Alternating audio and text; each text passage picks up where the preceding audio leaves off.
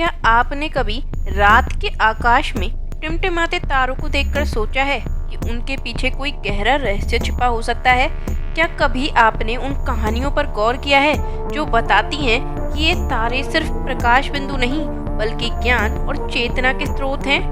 आज हम एक ऐसी ही ब्रह्मांडीय यात्रा पर निकलेंगे जहां हम जानेंगे सप्तऋषियों के अमर रहस्य को।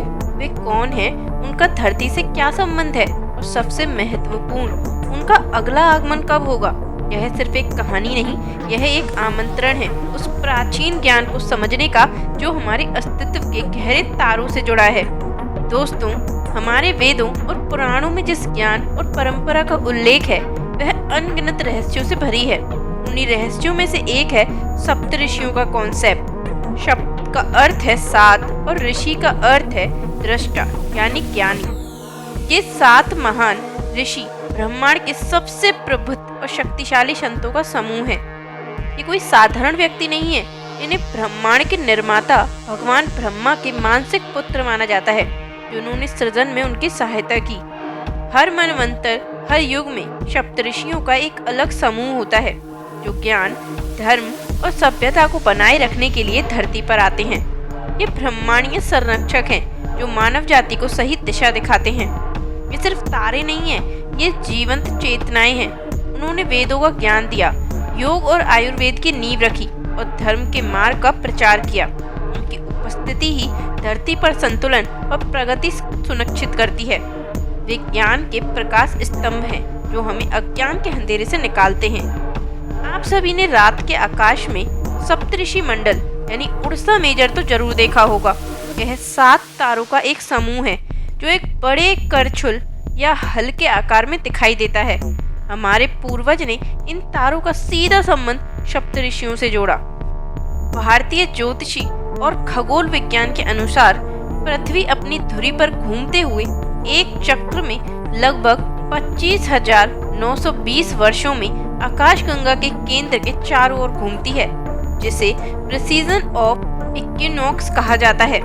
इस बड़े चक्र के भीतर सप्तऋषि मंडल भी अपनी स्थिति बदलता रहता है। यह सिर्फ खगोलीय घटना नहीं, यह माना जाता है कि जब सप्तऋषि मंडल के एक विशेष स्थिति में आता है तो उसकी ऊर्जा और ज्ञान सीधे पृथ्वी पर प्रवाहित होते हैं, जिससे मानव चेतना में एक बड़ा बदलाव आता है। हर 2700 वर्ष के बाद सप्तऋषि मंडल एक नए नक्षत्र में प्रवेश करता है और इस बदलाव के साथ ही एक नए समूह के सप्तऋषियों का आगमन होता है जो नए युग की शुरुआत का संकेत देता है। सप्तऋषियों का धरती पर आगमन केवल एक खगोलीय घटना नहीं बल्कि एक महत्वपूर्ण आध्यात्मिक और सामाजिक आवश्यकता है। उनका मुख्य कार्य मानव सभ्यता को अंधकार से निकालकर ज्ञान, धर्म और सत्य के मार्ग पर अग्रसर करना है। उन्होंने ही हमारे लिए वेदों और उपनिषदों जैसे महान ग्रंथों की रचना की। उन्होंने योग, आयुर्वेद, ज्योतिषी और वास्तुशास्त्र जैसे विषयों का ज्ञान दिया। जब भी धरती पर धर्म का आभास होता है, अज्ञान बढ़ता है या मानव जाति भटक जाती है, तब ये महान ऋषि किसी न किसी रूप में प्रकट होकर मार्गदर्शन देते हैं। वे सरकारों और राजाओं के नैतिक नेतृत्व देते थे, वैज्ञानिकों और दार्शनिकों को प्रेरणा देते थे और सामान्य जनता को जीवन जीने का सही तरीका सिखाते थे। वे ब्रह्मांडीय नियमों के रक्षक हैं जो यह सुनिश्चित करते हैं कि धरती पर संतुलन बना रहे।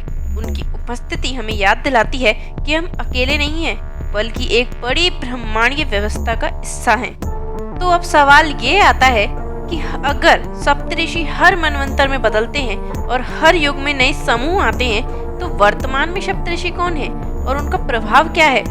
हमारे ग्रंथों के अनुसार वर्तमान वैवस्वत मनवंतर के सप्तऋषि हैं कश्यप, अत्रि, वशिष्ठ, विश्वामित्र, गौतम, जमदग्नि और भारद्वाज। ये ही वे ऋषि हैं जिनका आज हम सबसे ज्यादा उल्लेख सुनते हैं। यह समझना महत्वपूर्ण है कि सप्तऋषि हमेशा भौतिक रूप में ही प्रकट हों ऐसा आवश्यक नहीं। उनकी ऊर्जा और चेतना विभिन्न व्यक्तियों, आंदोलनों या विचारों के माध्यम से भी कार्य कर सकती है। आज भी जब हम पर्यावरण के संरक्षण की बात करते हैं, आध्यात्मिकता की ओर मुड़ते हैं या नैतिक मूल्यों को स्थापित करने का प्रयास करते हैं, तो हम कहीं न कहीं उन्हीं ऋषियों के ज्ञान और मार्गदर्शन से जुड़े हुए होते हैं। उनका प्रभाव हमारे कानूनों, हमारी सामाजिक संरचनाओं और हमारे आध्यात्मिक विश्वासों में गहराई तक समाया हुआ है। वे हमें सतत विकास, शांति और वैश्विक चेतना की ओर प्रेरित करते हैं। अब आता है सबसे रोमांचक और रहस्यमय प्रश्न, सप्तऋषियों का अगला आगमन कब होगा? जैसा कि हमने बताया, सप्तऋषि मंडल का संबंध खगोलीय चक्रों में से है। जब यह मंडल एक नक्षत्र से दूसरे नक्षत्र में जाता है, लगभग हर 2700 साल में, तो एक नए युग और नए सप्तऋषियों का समूह आता है।